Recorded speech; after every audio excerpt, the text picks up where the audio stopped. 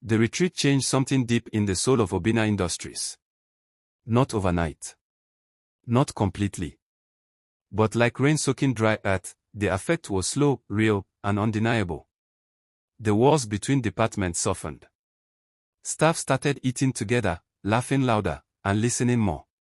People saw people, not just titles. When they returned to the office, it wasn't just buildings that looked different. It was behavior. Someone left an extra spoon in the break room. Another offered to help a tired colleague without being asked. The old cleaner with the grey braids was given a comfortable chair by the entrance, this time, by a supervisor who used to walk past her. But every new light cast shadows. And in the corner of that progress, bitterness grew. A faction of executives, threatened by Chidi's reforms, began plotting. They whispered that he was too emotional, too inexperienced, too eager to make friends. They missed the old hierarchy, where fear kept people quiet and profit reigned supreme. To them, kindness looked like weakness. And they wanted the company back. They didn't plan a coup. They planned sabotage, quiet disobedience.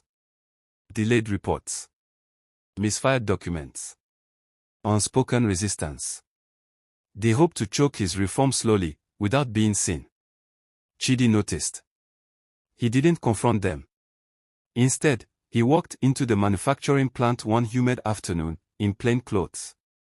He spent 2 hours with the factory staff, packing boxes, sweating with them. Then he called an impromptu meeting in the hallway, just the factory team. He didn't speak from a podium. He stood among them and said nothing of betrayal. He simply told a story, about a king who disguised himself as a beggar to test his kingdom. About how truth always rose in disguise. And how the beggar often saw more than the crown. The workers didn't clap. They nodded. They understood. News of the meeting spread. Whispers reached the executive wing again. But this time, something unexpected happened. One of the conspirators, a woman in charge of procurement, walked into Chidi's office the next morning and resigned. She didn't give reasons. She only left a note, "You made me see myself. I didn't like what I saw. Thank you." Chidi read the note 3 times. Not out of pride, but grief. He knew now that not everyone could be changed. Some had grown so used to power that humility felt like punishment. He could not save them all. So he stopped trying. Instead, he focused on the ones still listening, the ones still becoming. He began mentoring young staff. Not in boardrooms, but during lunch breaks, evening strolls, and parking lot chats. He shared what his father taught him, that leadership isn't shouting from above, it's listening from within. He launched an internal podcast, Voices from the Gate, where anonymous staff shared real stories of struggle, lessons, and unexpected joy. Each episode ended with a question: what gate are you standing in, and who are you ignoring? The podcast exploded. People tuned in during breaks. They cried in silence. They found themselves in each episode. And slowly, without policy, a new culture grew, a culture of attention, where no role was beneath dignity. But the city outside didn't care about Chidi's transformation. Competitors laughed. Investors grew impatient. They wanted quarterly results, not healing. They didn't see the long game. They saw only numbers. And for 1 quarter, those numbers dipped. An emergency board meeting was called. Investors flew in. Analysts brought graphs. Eyes turned sharp again. Suspicion returned. And Chidi, for the first time since his reveal, felt a chill he had forgotten, the chill of being doubted. That morning, he stood in the same boardroom where laughter once met his uniform. But this time, there was no laughter. Only scrutiny. He opened his presentation not with projections, but with a photo, one taken by the compound gate. It showed the old cleaner, the one with the crooked shoes, now sitting on a cushioned stool, sipping tea, surrounded by 2 interns. He said nothing. Just let the photo sit. Then he began. He presented not just numbers, but stories. A graph that correlated productivity with staff well-being. A report showing that staff retention had improved 30%. Medical costs down 18%.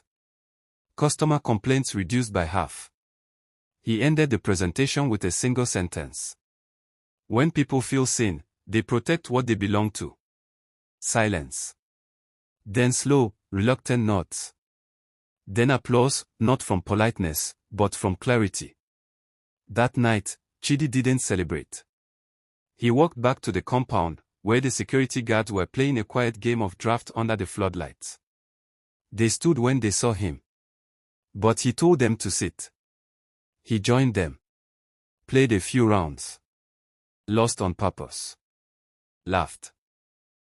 And left them with sachets of malted drink.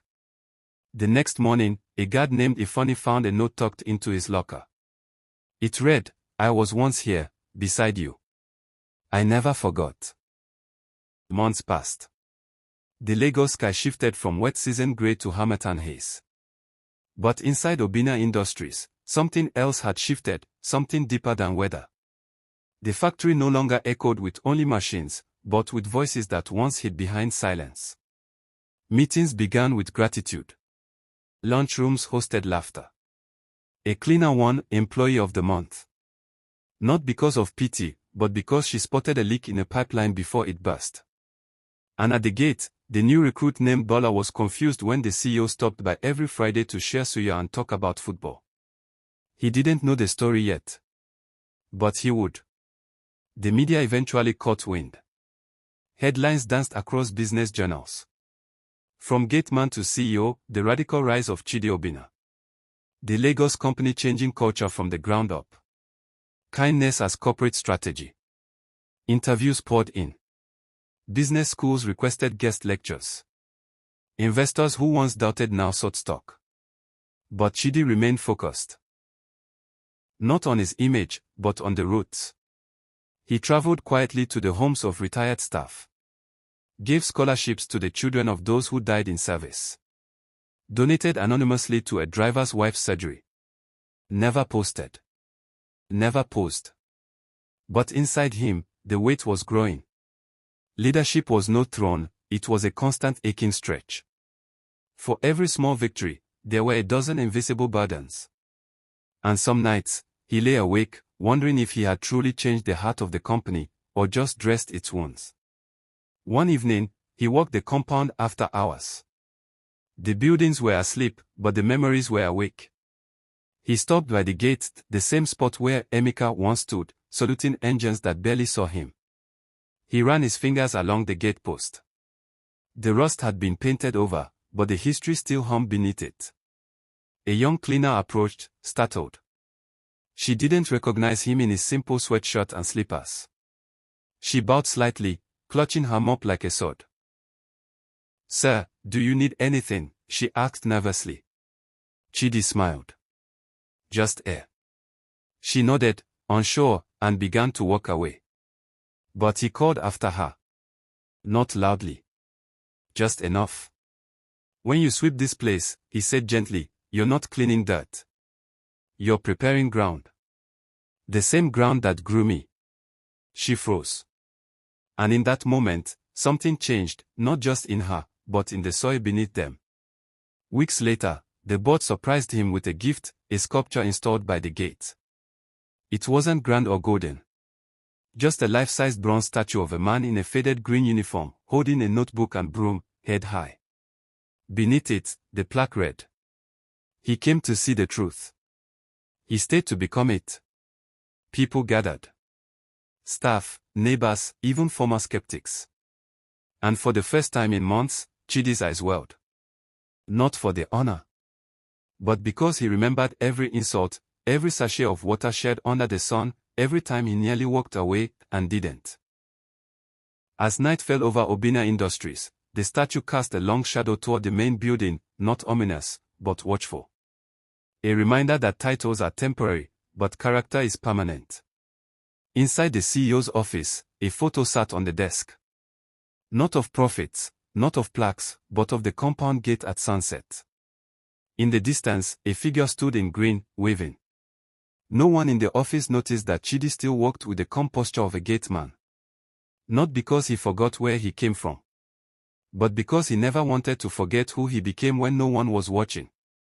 And so, in a city that often rewarded only the loud and proud, Obinna Industries stood apart, not because of its size, but because of its story. The story of a man who watched the world from a gate, and saw enough to change it.